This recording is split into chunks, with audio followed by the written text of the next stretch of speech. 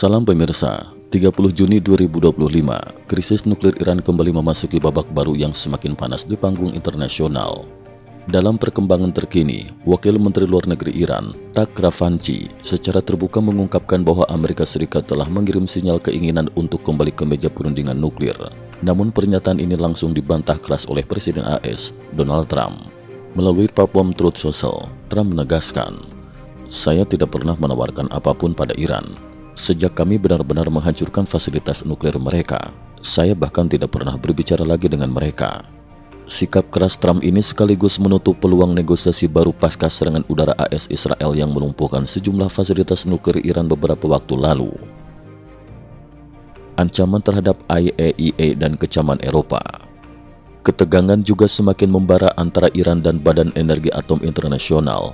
Dalam wawancara eksklusif dengan BBC, Tak Ravanchi menegaskan bahwa negosiasi baru hanya mungkin terjadi jika Amerika memberikan jaminan tertulis untuk tidak lagi melancarkan serangan Iran selama proses dialog berlangsung.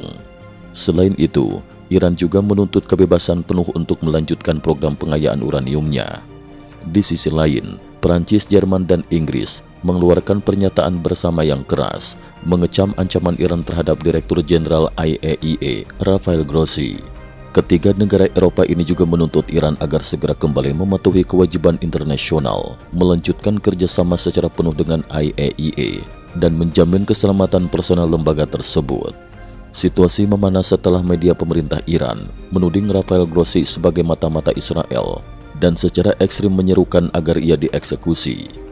Akibat tekanan dan ancaman ini, Presiden Iran, Pezeshkian, telah secara resmi memberitahu Presiden Prancis, Emmanuel Macron, bahwa Teheran menghentikan seluruh kerjasama dengan Grossi. Eskalasi program nuklir dan data intelijen internasional.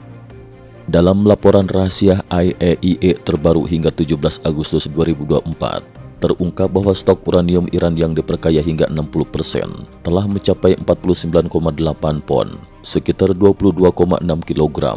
Jumlah yang disebut-sebut hanya berjarak kurang dari 2 minggu dari batas pengayaan 90% yang cukup untuk pembuatan senjata nuklir. Saat ini, belum diketahui pasti kemana uranium hasil produksi Iran selama ini dikirim, sehingga menimbulkan kekhawatiran besar di komunitas internasional. Pejabat tinggi AS mengingatkan, jika Iran memutuskan untuk memperkaya uranium hingga 90%, mereka dapat memperoleh material yang cukup untuk bom nuklir dalam waktu yang sangat singkat. Jejak dukungan Tiongkok di balik program nuklir Iran. Isu nuklir Iran tidak dapat dilepaskan dari peran Tiongkok yang secara historis menjadi mitra strategis utama Teheran. Pada 1990, Tiongkok dan Iran menandatangani perjanjian nuklir rahasia yang membuka jalan bagi transfer teknologi dan material nuklir. Tahun berikutnya, Tiongkok dilaporkan mengirim 1000 kg uranium hexafluoride, komponen penting dalam produksi bahan bakar reaktor dan senjata nuklir ke Iran. Pada 2021, Tiongkok dan Iran kembali mengukuhkan kemitraan strategis lewat perjanjian 25 tahun dengan investasi senilai 400 miliar dolar AS, menjadikan Iran sebagai simpul penting dalam inisiatif Belt and Road dan jalur penghubung Tiongkok dengan kawasan Timur Tengah, Eropa, dan Afrika. Hingga 2024, kerjasama ini membuat Iran hampir mencapai ambang penguasaan teknologi senjata nuklir. Dampak serangan AS Israel dan imbas geopolitik ke Beijing. Serangan gabungan Israel AS ke fasilitas nuklir Iran tidak hanya menghantam ambisi nuklir Teheran, tetapi juga menimbulkan kejutan di Beijing.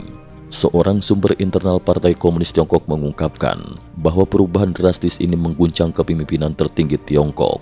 Pakar hukum internasional mengungkapkan bahwa operasi ini berhasil menyingkirkan sejumlah figur utama dalam struktur komando militer dan pengembangan nuklir Iran, hal yang memukul posisi strategis Tiongkok di kawasan. Pengamat politik senior berpendapat bahwa keberhasilan AS dan Israel ini menjadi peringatan serius bagi Beijing. Jika Tiongkok memicu perang di Selat Taiwan, bukan tidak mungkin Amerika juga akan menargetkan komando tertinggi militer Tiongkok menggunakan senjata presisi tinggi, skenario yang sangat dihindari oleh Beijing. Fatwa perburuan internasional, Trump dan Netanyahu jadi target. Dalam perkembangan yang mengejutkan, salah satu ulama Syiah paling senior di Iran, Ayatullah Nasir Makarim Shirazi, mengeluarkan fatwa perburuan internasional terhadap Donald Trump dan Benyamin Netanyahu. Keduanya dinyatakan sebagai musuh Tuhan sebuah vonis yang menurut hukum Iran dapat berujung pada hukuman mati, penyaliban, amputasi atau pengasingan. Fatwa ini disebarluaskan sebagai seruan global kepada seluruh umat muslim untuk bersikap. Fatwa ini langsung menuai kritik tajam dari kalangan internasional.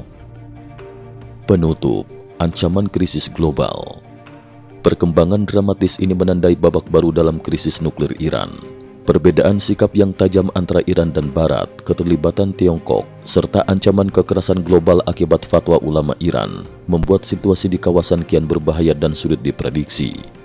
Komunitas internasional kini menunggu langkah selanjutnya dari Washington, Teheran, Beijing, dan sekutu Eropa, atau dunia tengah menuju eskalasi baru yang bisa mengubah peta geopolitik global secara permanen. Cukup sekian dulu, terima kasih atas perhatiannya. IT News juga memiliki channel di platform kancing.com. Mohon kunjungan dan bantu subscribe agar bisa mengikuti perkembangan dunia tanpa batas. Terima kasih. Link kancing ada di dalam description.